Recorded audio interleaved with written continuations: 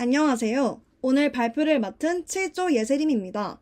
지금부터 조직행동론 팀 프로젝트 ESG 경영에 관한 발표를 시작하도록 하겠습니다. 목차를 살펴보겠습니다.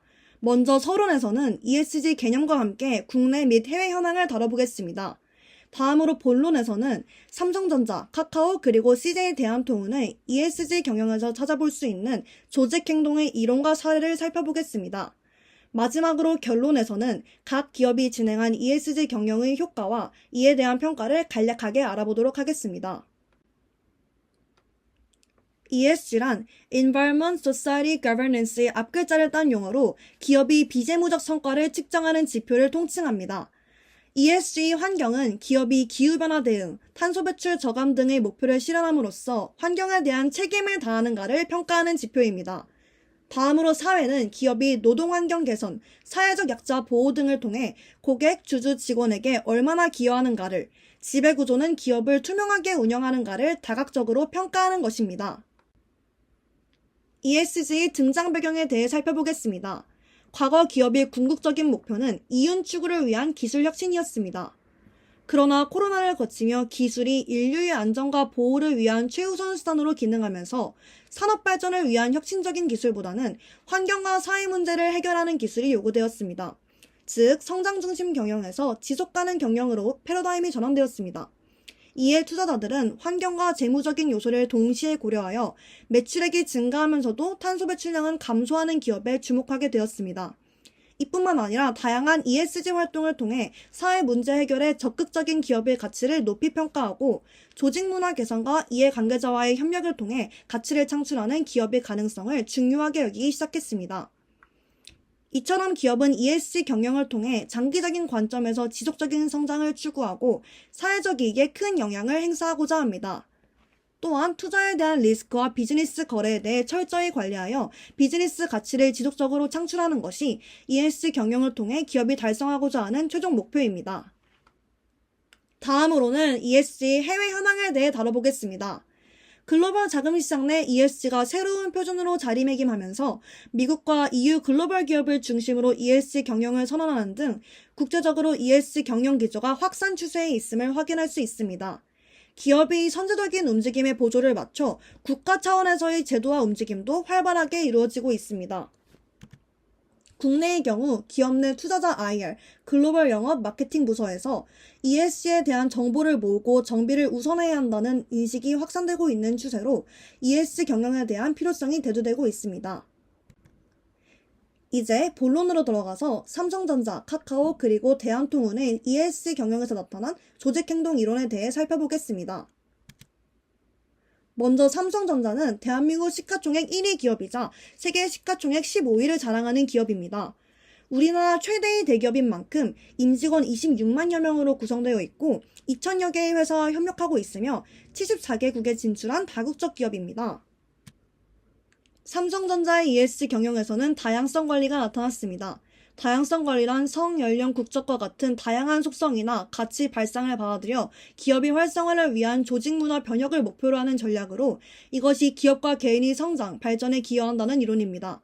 다양성이 증가할수록 조직 내 구성원의 이질성이 증가하여 구성원들 사이에 갈등이 발생할 수 있긴 하지만 다양성이 가져오는 다양한 관점은 획기적인 아이디어를 가져오거나 여러 관점에서 목표에 접근할 수 있게 해주기 때문에 조직의 성과를 향상시켜주는 역할을 하기도 합니다.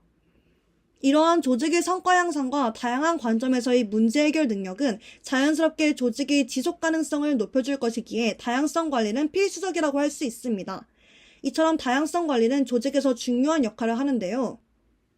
삼성은 Be Yourself, We'll Build a Better Tomorrow 라는 비전을 내세워 성별, 인종, 장애 등 겉으로 드러나는 다양성뿐만 아니라 가치관, 취향 등 드러나지 않는 다양성까지도 포용하고 인정하는 전략을 취했습니다. 이는 직원들이 각자의 영역에서 최고의 역량을 발휘할 수 있도록 심리적 안정감을 제공하기 위한 것으로 장애인, 여성, 인종 등을 대상으로 구체화됩니다. 먼저 차별금지 원칙은 삼성전자의 행동규범으로 괴롭힘 금지 가이드라인에 차별금지 원칙을 명시하고 있습니다. 장애인에 대해서는 장애인 근무 지원 제도를 실시하고 있는데요. 장애를 가진 임직원이 회사 내에서 능력을 발휘할 수 있게 니즈와 역량을 고려해 부서를 배정하고 정기 간담회를 통해 직무와 생활 전반의 고충을 해결하여 업무에 집중할 수 있도록 지원하고 있습니다. 장애인 임직원 편의시설에 대한 사내 인증제도 삼성 베리어프리에 따라 2011년부터 주요 사업장 건물과 시설에 대해 장애인 이용 편의성을 심사하고 장애인용 승강기, 화장실, 저상버스 등의 편의시설을 설치하고 보완 중입니다. 삼성은 여성 임직원의 경력 단절을 방지하기 위해 다양한 제도와 시설을 운영하고 있습니다. 좌측 표와 같이 삼성전자는 법정 출산휴가 육아휴직보다 더 관대한 기준을 적용하고 있는데요. 난임휴직과 자녀 돌봄휴직은 법으로 정해진 것이 없음에도 이를 제도적으로 보장하는 것을 확인할 수 있었습니다. 또한 삼성은 2020년 기준 3,300여 명의 정원의 어린이집 16곳을 운영 중이며 해외 생산법인에서도 회사 규정에 따라 의무적으로 임산부를 위한 휴게 공간을 설치하였습니다. 삼성은 여성 리더십의 비중을 증가시키는 노력도 하고 있습니다. 이는 여성의 의사결정 과정 참여와 리더십에 대한 공평한 기회를 보장하기 위한 노력으로 위 표에서 지난 10년간 여성 임원과 간부의 비중이 눈에 띄게 늘어난 것을 확인하실 수 있습니다. 마지막으로 삼성은 글로벌 이얼지를 운영하고 있습니다. 이얼지는 임직원이 자발적으로 구성하고 운영하는 다양성과 포용 관련 모임인데요. 현재로서는 북미, 유럽, 중남미 지역의 약 3,200명의 임직원들의 17개 이상의 이얼지 모임이 있다고 합니다. 이곳에서는 소수자에 관한 여러 아이디어를 제안하거나 네트워킹, 멘토링, 봉사활동 등이 진행됩니다. 제가 두 번째로 소개할 기업은 카카오입니다. 카카오는 대한민국의 대표 IT 기업으로 국내 1위 모바일 메신저인 카카오톡을 비롯하여 다음, 카카오티, 멜론 등 다양한 모바일 서비스를 제공하고 있습니다. 카카오의 ESG 경영에서는 공정성 이론이 나타나는데요. 공정성 이론이란 개인과 개인 또는 개인과 조직 간의 교환관계에 초점을 두고 교환 과정에 있어서의 지각된 불균형이 갖는 동기적 효과를 설명하는 이론으로 자신과 타인이 주고받는 교환 과정을 분석 대상으로 삼는다는 특징이 있습니다. 이 이론에 따르면 사람들은 자신이 지각된 산출과 지각된 투입의 비율을 타인과 비교하게 되는데 이러한 비교에서 양쪽의 비율이 같으면 공정 상태가 되어 만족한다고 인식하게 되지만 양쪽의 비율이 같지 않으면 불평등을 인식하게 됩니다. 공정성 이론은 카카오의 평가 및 보상 체계에서 드러났습니다. 카카오는 기업을 배에 비유하여 카카오 구성원들을 한 배에 탄 선원, 즉 크루라고 부르는데요. 가보지 않은 길을 함께 항해하는 동료들을 상징한다고 합니다.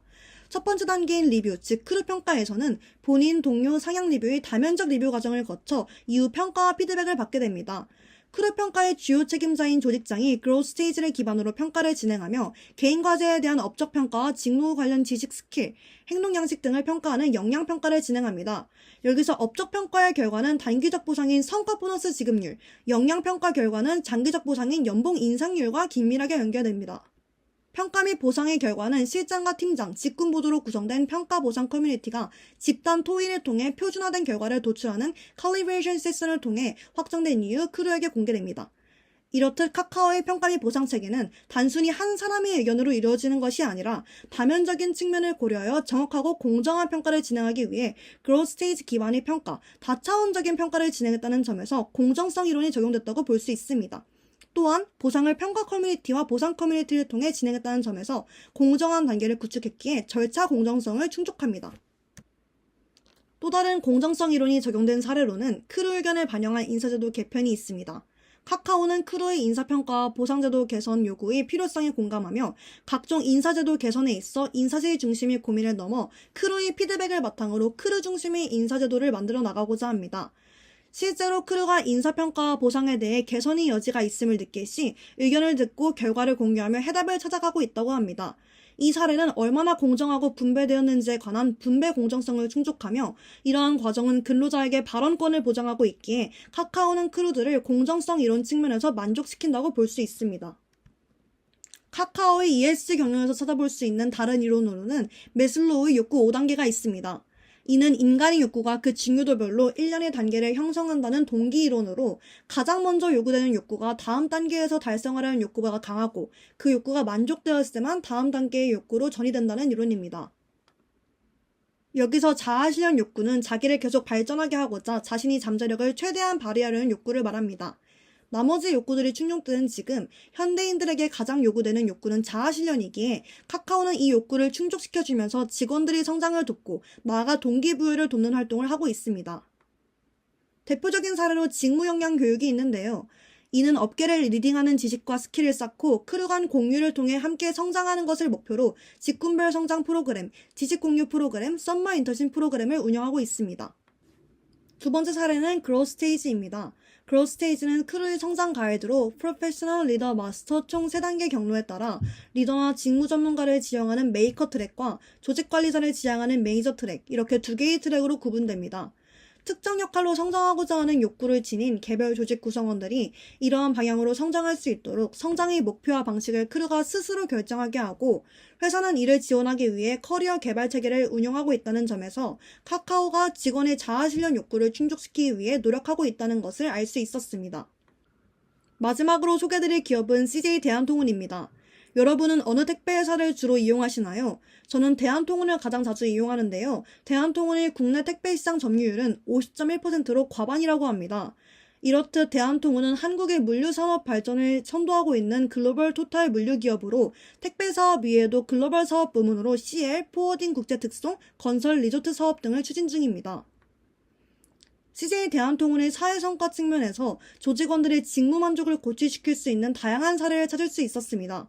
여기서 직무 만족이란 개인이 직무에 대한 정서적, 감정적 반응으로 한 개인이 업무에 대한 동기는 직무 만족과 연관이 있는데, 이는 결국 업무 성과 및 궁극적인 고객 만족도에 영향을 줍니다. 이 사례는 직무 만족의 원인을 규명하는 모델별로 제시해보도록 하겠습니다. 먼저 욕구 충족은 직무의 특성이 근로자의 욕구를 어느 정도 충족시켜주는가를 말하는데요. CJ 대한통운은 계획형 연중 휴가제도인 휴브리지 제도를 통해 일과 삶의 균형, 워라밸을 확보하도록 하고 있습니다. 또한 임직원 고충 상담 프로그램이 조직원 인권보호와 심리적 안정감 고취를 위해 시행되고 있습니다. 외부 전문 상담센터를 통해 개인 상담과 심리 검사를 받을 수 있는 휴클리닉 센터와 고충 처리 제도인 통통통을 운영하여 임직원의 인권보호 및 고충 처리뿐 아니라 행복한 삶을 유지할 수 있도록 다양한 복지 서비스를 지원하고 있습니다. CJ 대한통운이 직무 만족을 불러온 것에는 불일치와 공정성 모델이 작용했습니다. 대한통운은 공정한 성과평가를 위해 직무 가치와 성과 기여도에 따라 합리적으로 보상하여 임직원들이 성과 형상을 도모하고 있습니다. 목표 설정, 중간점검, 성과평가의 3단계로 구성된 PMDS를 운영하여 임직원이 개인 성과를 관리하고 이러한 성과평가를 기반으로 투명한 보상체계를 운영하고 있습니다. 이처럼 공정한 기준을 바탕으로 제공되는 임금과 인센티브는 조직원이 어느 정도 기대한 만큼의 보상을 충족시켜 직무 만족에 기여합니다. 다음은 가치 달성입니다. 가치 달성 모델에서의 만족은 직무를 통해 개인이 중요시하는 직무 가치를 실현하는 것에 대한 지각에서 옵니다. 관리자는 근로자의 가치를 강화시켜주기 위해 과업 환경을 구조화시킴으로써 근로자의 직무 만족을 향상시킬 수 있습니다. 대한통운은 글로벌 인재 육성 및 진출을 지원하기 위해 글로벌 엑스퍼트 제도와 크로스보더 OJT 제도를 운영하여 구성원의 글로벌 역량 성장을 위한 학습 지원 체계를 제공하기도 하고, 해외 업무 수행 인력에게는 집중 어학 교육을 제공하고 있습니다. 마지막으로 특성 유전적 요소 모델은 직무 만족이 개인 성격이나 유전적 요소에 의해 영향을 받는다는 모델입니다. 회사에서는 사람들과 교류하는 것을 즐기는 업무를 선호하는 사람이 있는 반면, 별다른 교류 없이 개인적인 공간에서의 업무 수행을 선호하는 사람이 있습니다. 대한통운은 직무 환경이 다양화를 통해 이러한 직무 만족도에 대한 개인차 감소를 꾀했는데요. 그 방법으로 제시된 것이 임직원 근무 개선 프로그램입니다. 특히 유연한 근무 시간과 재택근무 항목은 근로자들이 개인적 특성과 유전적 요소를 고려하여 업무 환경을 조성할 수 있는 기반을 마련해준다는 점에서 직무 만족에 긍정적인 영향을 미친다고 볼 수 있습니다. 결론에서는 각 기업이 진행한 ESG 경영의 효과와 이에 대한 평가를 알아보도록 하겠습니다. 먼저 삼성전자입니다. 1년의 활동으로 삼성전자는 다양성과 포용을 위한 노력을 인정받아 2013년부터 8년 연속 여성가족부로부터 가족 친화 인증 기업으로 선정되었습니다. 또한 국내뿐만 아니라 해외에서도 이런 노력을 인정받았는데요. 2020년 미국 텍사스 주정부에서 워킹맘을 위한 직장으로 선정되기도 했고, 미국 인권 캠페인 재단 주관의 기업 평등성 지수는 2019년부터 2년 연속 만점이라고 합니다. 다음으로 카카오는 철저한 평가 및 보상 단계를 통해 공정성을 높였고, 직원들을 위한 교육 시스템을 마련하여 직원들의 자아 실현 욕구를 향상시키고 동기부여하는 결과를 낳았습니다. 마지막으로 CJ 대한통운은 지속가능 경영을 위해 사회적 측면에서 조직원들을 위한 업무 환경 개선에 노력하고 있고, 이 과정에서 조직원들의 직무 만족이 점차 제고되고 있음을 아래의 이직 현황표를 통해 확인할 수 있었습니다. 징후 만족의 증가는 곧 이직 의도 감소를 의미하기에 이러한 변화는 ES 경영의 효과라고 볼 수 있습니다. 이렇게 새 기업의 지속가능 경영 보고서에 나타난 여러 제도를 살펴보았는데요. 여기에서 다양한 조직행동 이론이 적용된 ESG 경영 전략을 확인할 수 있었습니다. 기업은 ES 경영 전략을 도입하여 지속적인 비즈니스 가치를 창출하기 위해 노력하고, 이렇게 창출된 가치가 투자자들이 장기적인 수익으로 이어지는 선순환 구조가 형성된다면 기업과 투자자 모두 ES를 통해 윈윈할 수 있겠습니다. 이상으로 7조 발표를 마치겠습니다. 긴 발표 들어주셔서 감사합니다.